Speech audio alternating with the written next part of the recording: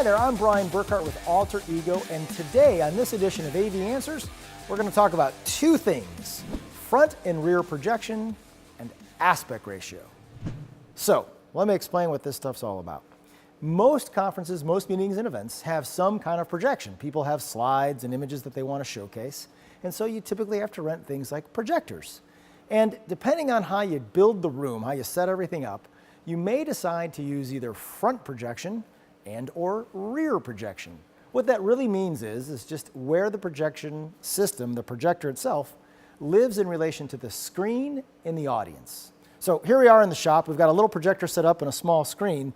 This is a front projection situation. Why do you know? Because the minute I walk into the projector itself, you see my shadow in the screen. It's awful, it's bad, you never want that. But we see front projection all the time. Whether it's in small breakouts or even in some decent sized meetings, people will often configure the room with front projection, the projector at a little table, and then people walk and cross all the time and it just looks bad. The way you solve that problem is you use what's called rear projection. As you can see behind me, we still have the projector there, but now up front, closer to the audience, is the screen. The good news is I can walk right in front of this. In fact, a whole team of people can walk right in front of it without disrupting that projection cone. So if the space is well planned and thought through, using a rear screen projector really makes the flow on stage way simpler, way easier, and a better final experience for your audience. There are some other things you need to consider: how you build the space itself for all the other production parts, how you fit the audience in there. But more often than not, you can fit it either way, and rear projection just ensures a better opportunity for your audience to not have that image disrupted by people crossing in front of the cone of projection. So that's front versus rear projection.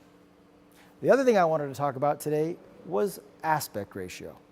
Behind me, this screen is what's called a 16:9 aspect ratio. It's just a simple ratio, and it could be inches, feet, meters, but it's a factor of 16:9. And in this case, you'll see, it's 16 across by 9 high. Real straightforward. In most presentations today, using things like PowerPoint or Keynote, presenters have the chance to choose what their aspect ratio is. And that's where things get tricky. If you've got a screen like this with a projector like this, you want to make sure that the slides your presenters give you are in that same 16:9 ratio. See, the other one is called 4:3.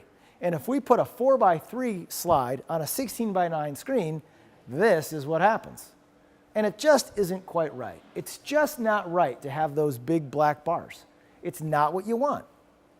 What you have to do is make sure that your presenter is well versed in what you're going to do for your screen size so that the aspect ratio is actually proper. You wouldn't want to put a 16:9 slide on a 4:3 screen, or in this case, a 4:3 slide on a 16:9 screen. Just doesn't look right.